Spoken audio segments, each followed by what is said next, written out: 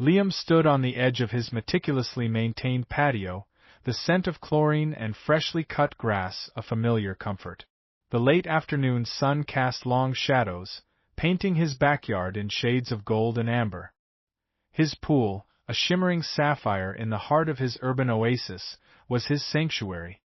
He'd spent countless hours, and no small fortune, transforming this neglected patch of land into the envy of the neighborhood. Every tile, every plant, every precisely calibrated chemical in the water was a testament to his dedication.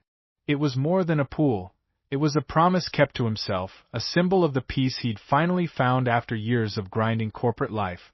But that peace was a fragile thing, easily shattered, and lately, the shatters had come in the form of a gleaming, obsidian-black Mercedes-Benz S-Class, specifically, the one owned by Brenda Sterling, his new neighbor. Brenda had moved into the grand, imposing house next door 3 months ago, bringing with her an air of untouchable entitlement that seemed to precede her like an invisible herald. She'd made it clear, through a series of thinly veiled insults about his modest bungalow and her casual disregard for communal etiquette, that she considered herself above the petty concerns of mere mortals.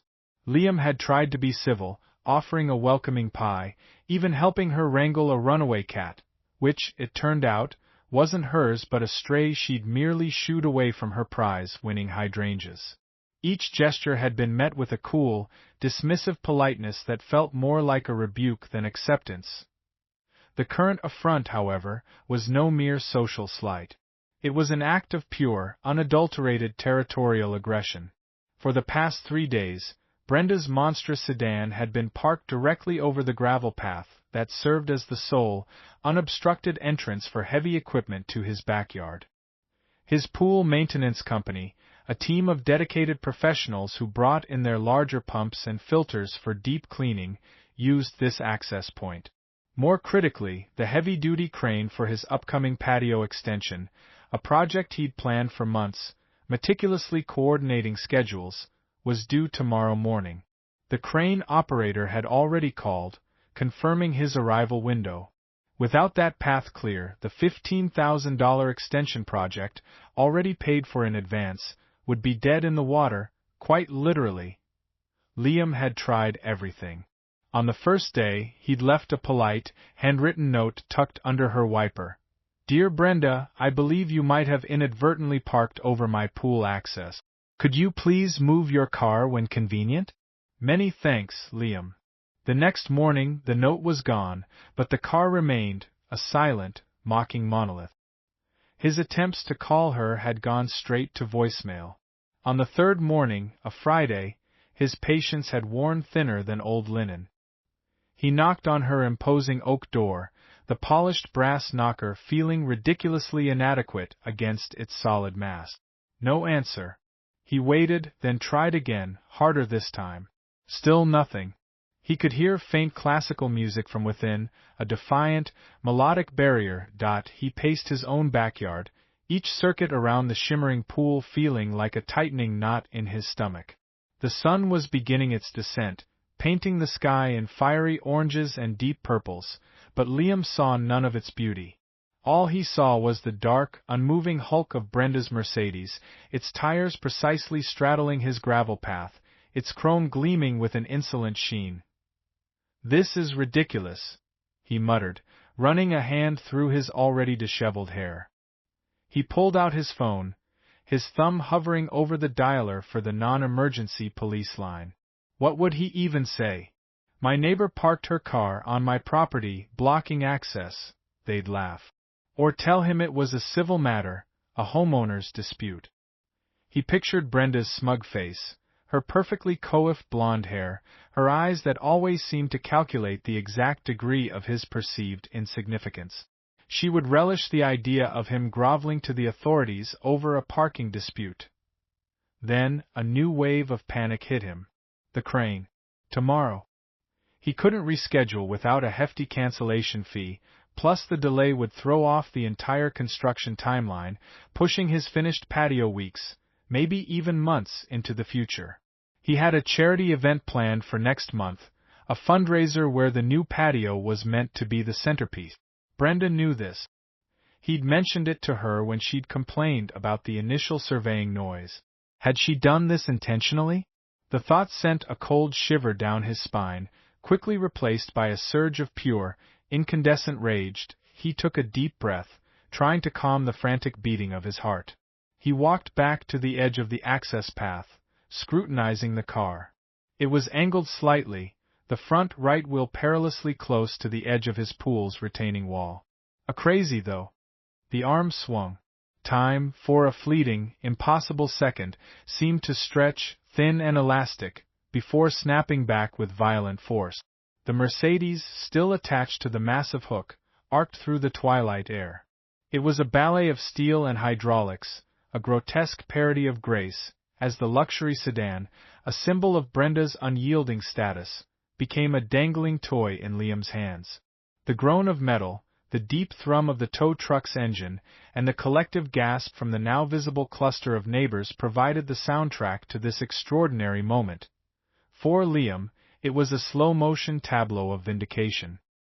He watched, transfixed, as the black behemoth sailed majestically, absurdly, over the pristine blue surface of his pool. The front end dipped first, the gleaming hood kissing the water with a delicate splash that belied the catastrophe unfolding. Then, with a sickening crunch and a geyser of chlorinated water, the entire car plunged. The sound was thunderous, a roar that echoed through the quiet suburban street, a primal, visceral impact that seemed to shake the very foundations of his house. Water erupted skyward, a liquid explosion that showered the patio, the meticulously groomed hydrangeas, and even some of the wide-eyed neighbors in a fine, chlorinated mist. The Mercedes settled with a final, mournful groan, its front end submerged, its rear wheels still teetering on the edge of the shallow end, as if struggling for one last breath. Bubbles, large and grotesque, boiled to the surface, accompanied by the eerie sound of air escaping its interior, the death rattle of an engine in its final, watery grave. A stunned silence descended upon the street, broken only by the dripping water and the throbbing idle of the tow truck. Liam stood motionless, his breath caught in his throat, his heart pounding a frantic rhythm against his ribs. The initial surge of adrenaline, of vengeful satisfaction, began to recede, replaced by a dawning, terrifying realization of the magnitude of his action. He had done it. He had actually, truly, irrevocably done it. Mike, the tow truck operator, slowly disengaged the hook. The heavy chain clanged against the metal boom, a stark, metallic punctuation mark to the dramatic splash. He climbed down from the cab, his face impassive, and walked over to Liam. "Well," he said, his voice a low rumble, "it's off your access path. Just like you asked." He paused, then added, "Safest, most efficient option, given the circumstances, wouldn't you say?" There was a hint of a smirk playing on his lips, a recognition of the sheer audacity of the act. Liam could only nod, his gaze still fixed on the submerged vehicle. The iridescent shimmer of gasoline or oil began to spread across the pool's surface, a rainbow slick of environmental disaster. The interior lights of the Mercedes flickered once, then died, plunging the car into an even deeper, more ominous darkness within the blue depths. "That'll be the amount we discussed," Mike said, pulling out a tablet. "And you'll want to sort out a proper recovery for that." He gestured with his thumb towards the pool. "We don't do underwater extractions for sedans." Liam mechanically pulled out his wallet, his fingers fumbling as he handed over his credit card. The transaction went through, a silent testament to the thousands of dollars he'd just spent to make a point. The paper receipt felt impossibly heavy in his hand. As Mike and his crew began packing up their equipment, the street lights flickered on, casting an artificial glow on the scene, making the submerged Mercedes look even more surreal. The neighbors, no longer merely peering, had begun to cautiously emerge from their homes, some whispering excitedly, others looking aghast. Liam could feel their eyes on him, a mixture of shock, disapproval, and perhaps a touch of reluctant admiration. He'd just become that neighbor. Suddenly, a piercing shriek ripped through the evening air. It was a sound that could curdle milk, a sound of pure, unadulterated fury and disbelief. Liam's head snapped towards Brenda's house.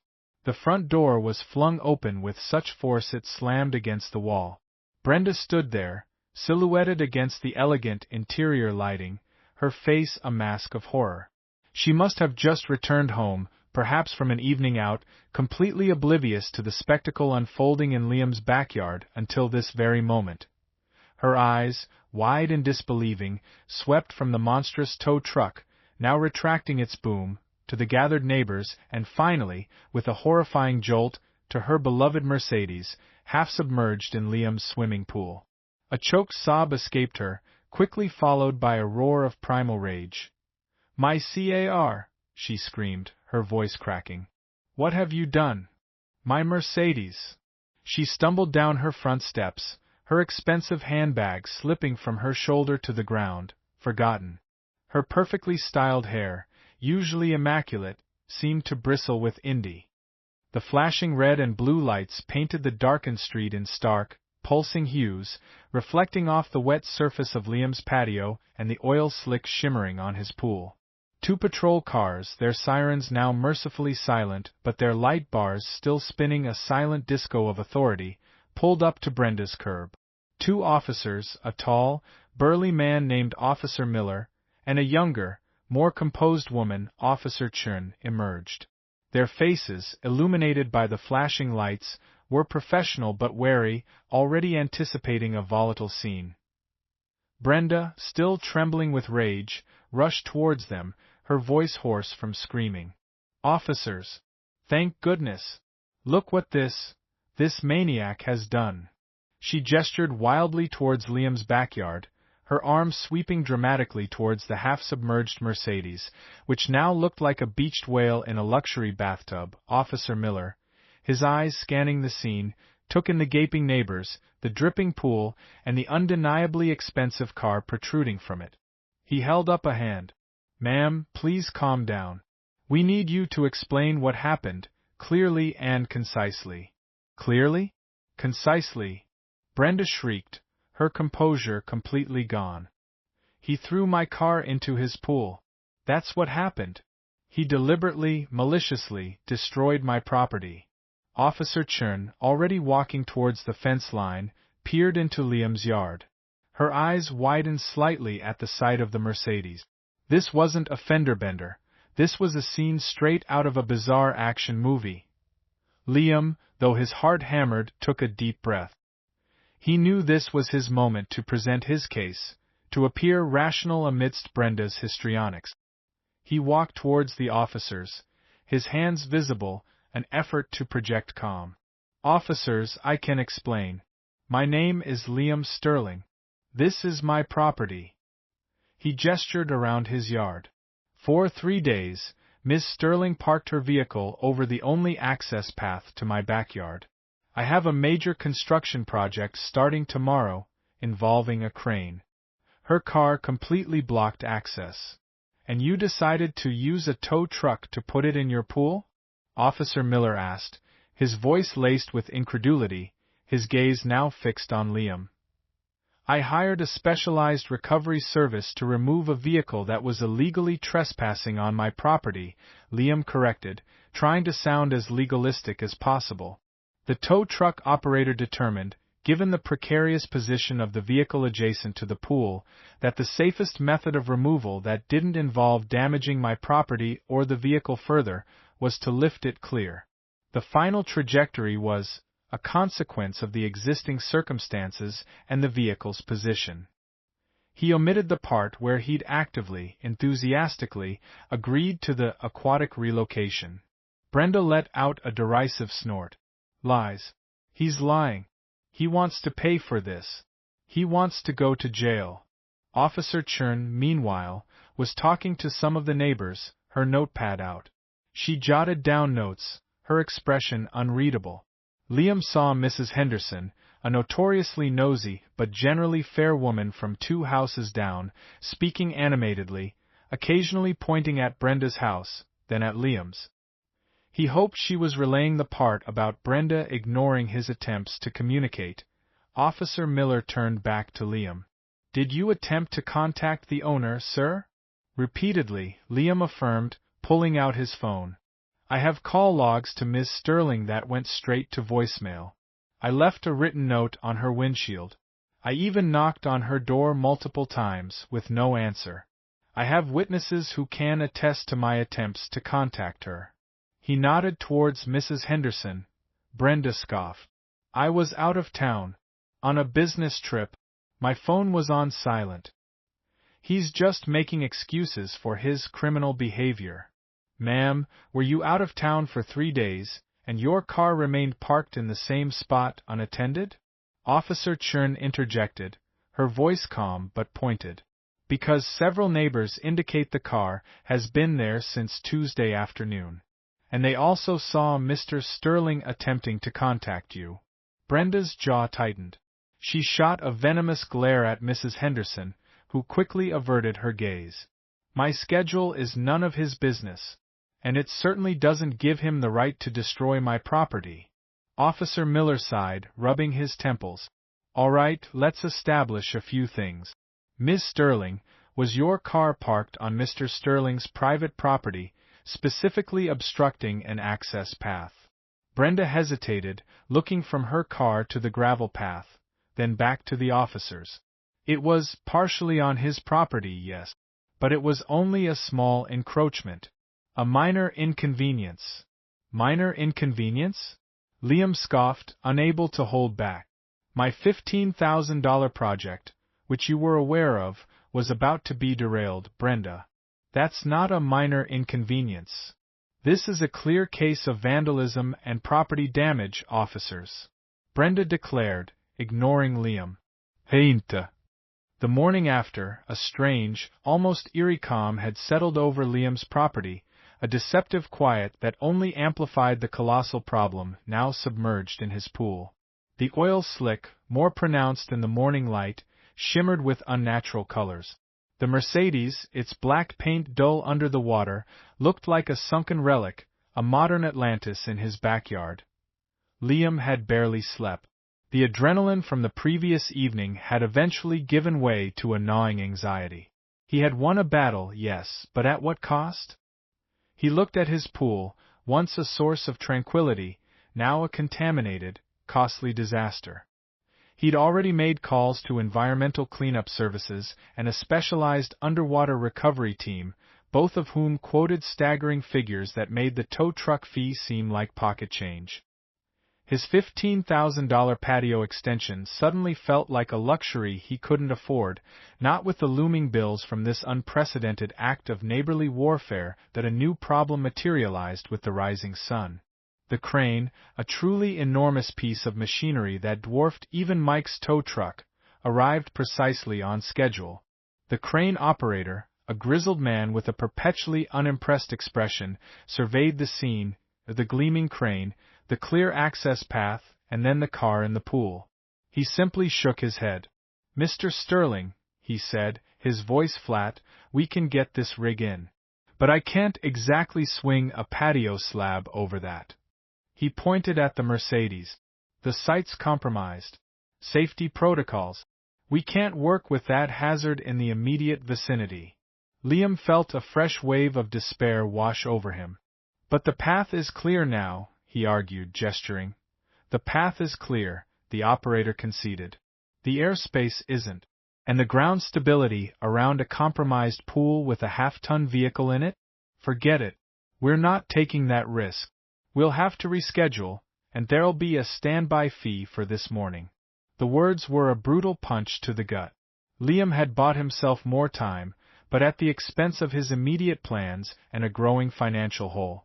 The crane operator left, leaving Liam alone with his submerged problem and the dawning realization that one impulsive act had spiraled into a cascade of costly complications. Across the fence, Brenda's house remained eerily silent. No sign of movement, no curtains twitching. Liam wondered if she was still in there, plotting, or if she had retreated to lick her wounds, formulating her next attack. He knew her silence was not surrender, it was a prelude. Just as he was about to call the pool cleanup crew for an emergency assessment, his phone rang.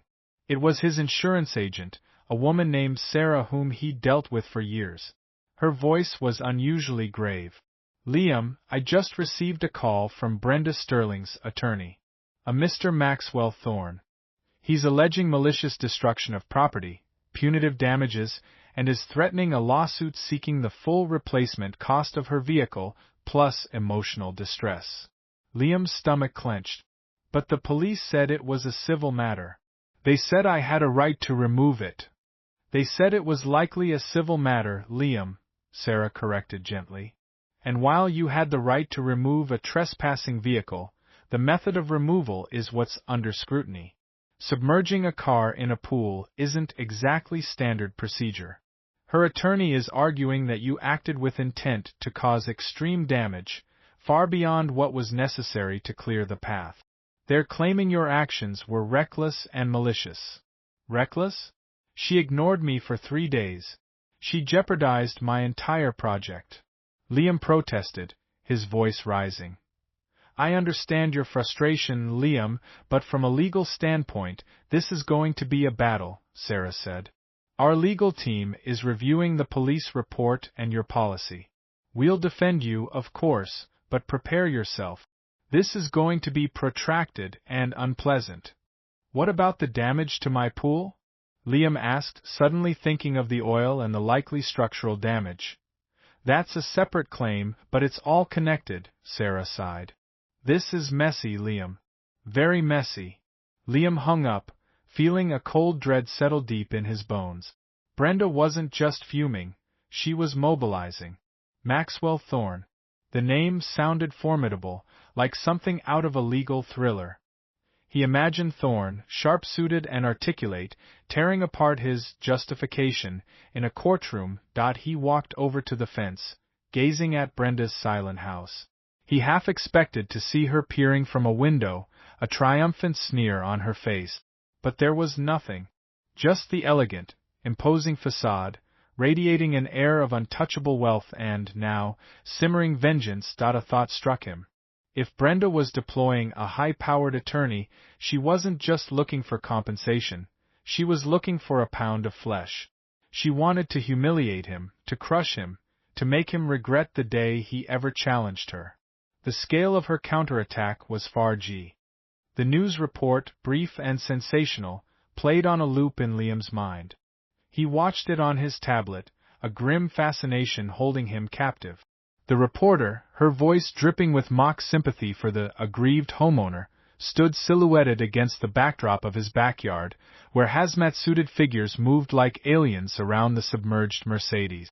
Brenda, her face tear-streaked and expertly framed for the camera, recounted a highly dramatized version of events, painting Liam as a vengeful, unstable monster who had, without provocation, destroyed her prized possession. She omitted any mention of her own culpability, of course. The comments section below the news video was a digital battleground. What a psycho neighbor, read one. She probably deserved it for parking like an entitled idiot, countered another. The story had gone viral, transforming a local squabble into a national spectacle. Liam, who valued his privacy above almost anything, felt exposed, vulnerable, and increasingly enraged by the one-sided narrative being broadcast. His phone, which had been relatively quiet, now buzzed incessantly. Texts from concerned friends, some offering support, others asking, "Dude, is this really you?" He even received a call from his estranged brother, who simply said, "Well, you always did know how to make an entrance, didn't you, Liam?" It wasn't exactly comforting, but at least it wasn't outright condemnation. The immediate concern, however, was the escalating cost. The pool remediation team worked into the evening, their powerful pumps humming, the air thick with the smell of oil and chemicals. They confirmed what Liam had feared. The pool liner was compromised, and the filtration system was likely contaminated. The cost of replacing the liner, backwashing the entire system, and rebalancing the water would run into the tens of thousands. The specialized tow service for underwater extraction quoted a similar figure, complicated by the need for divers and specialized equipment to prevent further damage during removal. Liam looked at his bank balance, a cold sweat breaking out on his forehead. His cathartic act of defiance was quickly bleeding him dry. The next morning, Liam had his first official meeting with his insurance company's legal counsel, a sharp-eyed woman named Evelyn Hayes.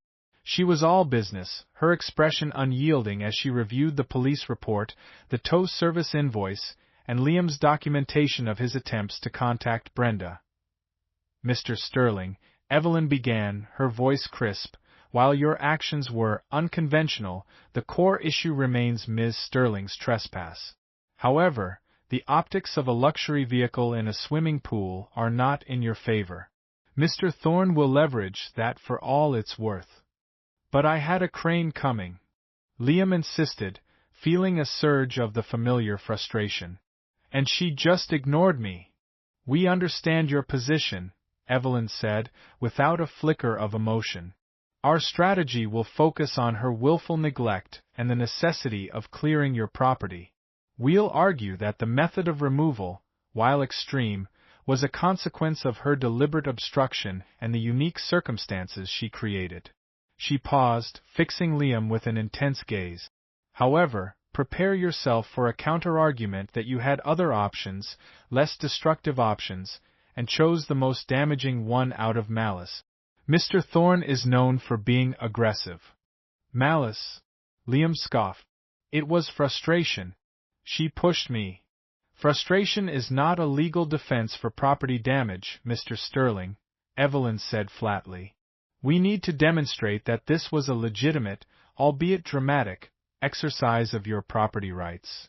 She explained the long, arduous road ahead: depositions, discovery, mediation, and possibly a full trial. The legal fees, even with his insurance covering the bulk, would be substantial. Liam left the meeting feeling less hopeful, more resigned. He had unleashed a monster, and now he had to pay to fight it. Meanwhile, Brenda's legal team wasn't idle. Liam noticed a stream of luxury cars, not just Thorne's, pulling into Brenda's driveway throughout the day. Surveyors arrived, meticulously measuring the distance from the pool to the property line, taking photos of the submerged car from every conceivable angle. They even set up a drone, its buzzing a constant irritant in the sky, capturing aerial footage of the entire scene, no doubt for a dramatic courtroom presentation. Then came the delivery. A large, expensive-looking potted olive tree arrived at Brenda's front door. Liam watched from his window as a landscape crew carefully placed it along the property line, strategically obscuring his pool from casual view from her side, a symbolic act of severing connection, a psychological barrier. It was petty, he thought, but effective. But the most galling blow came late that afternoon. A hand-delivered cease and desist letter arrived from Maxwell Thorne's office. It was a thick. Liam's call to Mark, the investigative journalist, was a gamble. Mark, a cynical veteran known for digging into stories of local corruption and quirky disputes, answered with his usual gruff efficiency. Liam, steeling himself, laid out the entire saga: the ignored notes, the blocked access, the impending crane, Brenda's legal team, the public humiliation, and the absurd cease and desist letter. He even mentioned the drone footage and the new olive tree. There was a long silence on Mark's end, then a low whistle. "A Mercedes in a pool, huh? That's gold, Liam. Pure gold. But right now, the narrative's all hers. Poor socialite victimized by crazy neighbor. We need to flip that." "How?" Liam asked, a flicker of hope amidst his despair. "We need fact. And we need to show her pattern," Mark said. "Send me everything: call logs, timestamps of the notes you left, photos of her car on your property before the tow. Get me a statement from that tow truck driver, Mike, and anyone else who witnessed your attempts to contact her." He paused. "Also, find out if this Karen has a history of this kind of entitlement." The next few days were a blur of frenetic activity. Liam provided Mark with every shred of evidence he had. Mark, true to his reputation, dug deep. He interviewed Mrs. Henderson, who, emboldened by the police's non-arrest of Liam, happily recounted Brenda's dismissive attitude and Liam's persistent attempts to reach her. Mike, the tow truck operator, after a hesitant initial response, provided a sworn statement detailing the extreme parking conditions and Liam's clear instructions to remove the car, implicitly confirming the safest option argument without explicitly admitting to the pool drop being a preferred outcome. Mark didn't just focus on the immediate incident. He started probing Brenda Sterling's past. It turned out Brenda, whose maiden name was indeed Karen, had a history. A few years prior, in a different upscale neighborhood, she had been involved in a contentious homeowners association dispute over a tree on her property that consistently dropped leaves into a neighbor's prized koi pond. She had, predictably, refused to trim it, leading to a nasty legal battle and a reputation among former neighbors for unyielding self-interest. Mark also uncovered a string of unpaid parking tickets and a minor incident where she'd allegedly threatened a valet for scuffing her previous luxury car. The tide began to turn with Mark's exposé, published not just in the local paper, but quickly picked up by several online news aggregates. Titled Beyond the Splash, the full story of the submerged Mercedes, it meticulously detailed Liam's attempts to communicate, Brenda's documented history of entitlement, and the very real financial and logistical nightmare her intransigence had created for Liam. Mark presented the cease and desist letter as a further attempt by Brenda to assert power, rather than seek justice. The public reaction was swift and dramatic. The online comments shifted from condemning Liam to a wave of support. Suddenly, Liam wasn't the crazy neighbor. He was the everyman pushed too far, the hero of property rights. People resonated with his frustration, with the universal experience of dealing with an entitled individual. Memes began to circulate, images of cars in pools with the caption, "Don't be a Brenda." Brenda, of course, was furious. She saw Mark's article as a direct attack, a malicious smear campaign orchestrated by Liam. Her first reaction was to send another, even more aggressive cease and desist letter to Liam, threatening defamation lawsuits. But this time, it was met with a scoff from Evelyn Hayes, Liam's attorney. Mr. Sterling has merely availed himself of his First Amendment rights to present his side of a public interest story, Evelyn coolly informed Thorne's office. We welcome discovery of Ms. Sterling's character in court. Brenda's rage reached a new crescendo when a local radio talk show invited Liam for an interview. With Evelyn's cautious approval, Liam went on air, calmly recounting his side of the story, emphasizing his desire for peace, his attempts at communication, and his ultimate need to protect his property and his project. He managed to convey a sense of genuine exasperation, not malice. His calm demeanor, contrasted with Brenda's previously televised histrionics, further swayed public opinion. Callers flooded the lines, overwhelmingly siding with Liam, but Brenda was not one to back down. Her pride was on the line, and the public humiliation only fueled her desire for absolute victory. She doubled down on her legal offensive. Maxwell Thorne filed a motion for an emergency injunction to prevent Liam from removing the car, arguing that its condition needed to be meticulously preserved as evidence for their multi-million-dollar claim. He also subtly leaked a story to another local tabloid, accusing Liam of being a serial litigant and a known troublem.